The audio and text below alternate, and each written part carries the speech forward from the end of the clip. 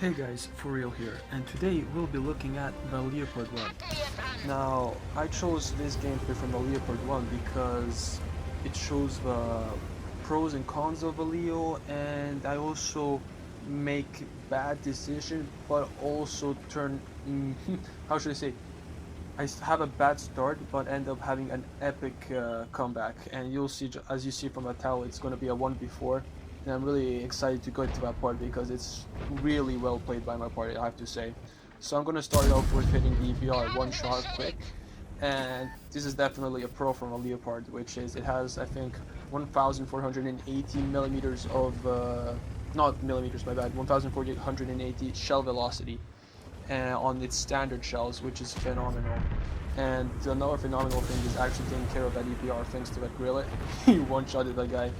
And here's the one thing I wanted to highlight. The EBR got spotted, and this is because these bushes, they are not 100% secure. There's gaps between them, so spotters like the T100LT and the ever-fast EBR on the enemy team, if it makes a round, there is a chance they could spot me, and in this case VBR. And an information we got from VBR getting hit is that it was a gorilla hitting him because it was a 750 alpha. And now you may be wondering, how are you sure it was not a Foch? Well, that's the thing, I'm not 100% sure, but it's between the two, and since the gorilla had a much better reaction time, I'm pretty sure it was that tank. And what else to say? Well, looking at the map by itself, you can see VBR is doing constant spotting runs here, and he's a one shot. And now you may be wondering, why aren't you taking the shot even? And it could be a kill shot, of course, but the thing is, I don't want to be spotted. I don't want the enemy to know where I am, and as you can see, VBR is actually making reckless plays, and this is not how you should play an EBR, by the way. An EBR is the most useful in the late game scenarios due to its mobility and ability to take out tanks fast with its concealment. So anyways, I'm still not spotted. VBR is probably gonna die like in a matter of a minute. To be honest, I kind of forgot about how long it takes, but he's gonna be eliminated pretty soon, I think. And I'm starting to blind shoot the Centurion Action X. And me not getting spotted means that I haven't hit him, because if I hit him, he would have spotted me, because he would have had the view range to spot me, as you can see from the circle, unless he has a really bad crew. But tier 10, that is most unlikely. So anyways, as you can see in the city, the Foch B is pushing onto the 60 DP, and generally I wouldn't suggest that because he's in a crossfire from the middle, from the city, and people camping in the A line like at A5 could hit him as well. And luckily the Foch B manages to kill the 60p, but I don't know how long he'll stay alive. But luckily for us, our EBR 105 is making an exceptional play, and this is something I want to point out. This bush here, BBR 105, which is in right now, is actually pretty amazing, because as soon as someone fires, BBR is going to spot him, and we can fire. And as you can see, there's one Leopard in the middle who's covering him, I'm covering him, the 705 is covering him, and the T62A8 is covering. So that's 4 tanks covering 1 EBR spot. And if a gorilla makes a mistake, it's gonna be GG for him. Now you saw a poor shot from a gorilla to the Leopard, my bad, and that is because he actually had dipped down and I didn't see the ground resistance because all of bushes and the grass, you know, the leaves. So another thing to point out here is that I decide to move on, and that is in the middle. Why? Well, because I want to find better angles. And one thing the Leopard is exceptional at is that it can hit microscopic shots, so I'm 100% comfortable aiming at minuscule possibilities. So anyways, I loaded the gold here because I want the extra shell velocity, because as you can see it's a far distance, and I wanted to penetrate the Foch 155, and I just simply didn't want to change the ammunition to lose the reload time.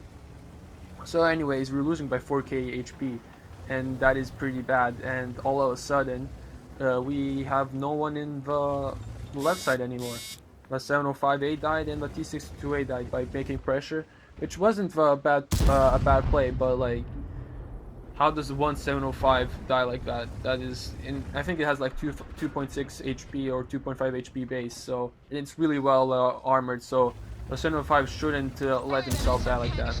So anyways, quick reaction time by me, and I'm already running. Now you may be wondering why I'm running. Well, because there's 3 artilleries, as you can see, and B261 doesn't want to waste the chance of penning a Leo, of course. And I get punished for it, but it's not too bad. I gave one shot to the LT, and LT in this matchup is critical to eliminate. So anyways, I'm gonna try to put some cross shots in here, and if you don't know, this is a position you can use to use as crossfire. Now I made a mistake here, and the mistake is that I didn't use the bushes. As you can see, there are bushes there, and if I shot from the bushes, if I shot behind the bushes, they wouldn't have spotted me. And I'm constantly now having to run because the RT might hit him, just as the T92 hit the Leo for 700 right there. And now here's a quick thing to note. I could make one play. One is this one, which is play much more passive, conserve HP, and help out the EBR. Or the second was still be present in the city, try to help out as much as possible. Now here's the issue. The issue is, I think this is actually the correct play, and this is because the T100 LT and the Leo are in the middle, and me getting spotted would mean being focused by 3 artillery, and that outcome is not preferable, of course. And I just have to pray that my team in the city can pull out as much damage and influence in the battle as possible. So I think this is actually the correct play, because an EBR is always better than an LT. That's just how it is, and he's at he's a one-shot, but you'll see later on how useful he is, and how EBRs who survive late game have a huge influence in the battle. So I tell my EBR to go middle, where he is right now, because if you guys don't know, if the EBR stays in the bush like in the J5, J6, it is extremely influential, because he can spot everything that it tries to push into me, basically. So I'm going to try and put a good shot here. I'm looking and taking my time, and it's just brilliant because the Leopard, now I think it has approximately 1600 shell velocity on its premium rounds, and as you can see, I barely had to aim forward of the Leo, which actually was going at full speed, which is about 60 kilometers an hour. So this is absolutely brilliant. And now you may be like considering why I'm constantly loading APCR. Well, because the APCR is actually useful due to its shell velocity, not because of its penetration. That is its main asset, especially for the Leopard. I mean, if you have a possibility to shoot 1600 meters per second, I'm pretty sure you would use that, especially when I'm firing at really long distance shots. Now, this is a crucial moment.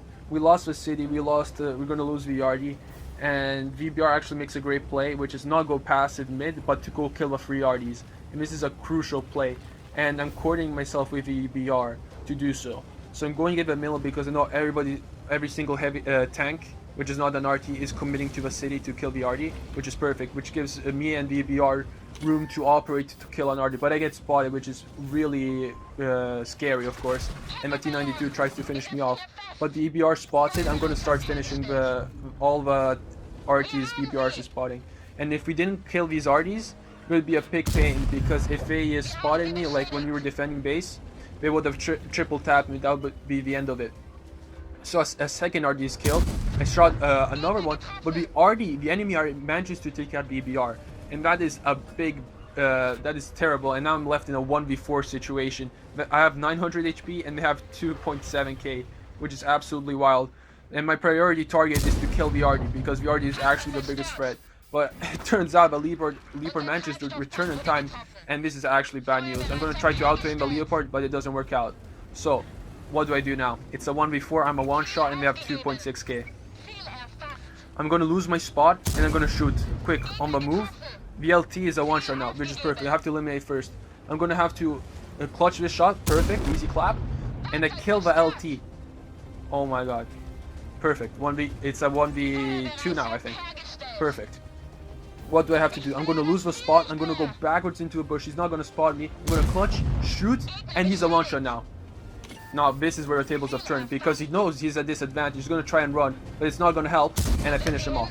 Easy. Never worry. Now it's a 1v1.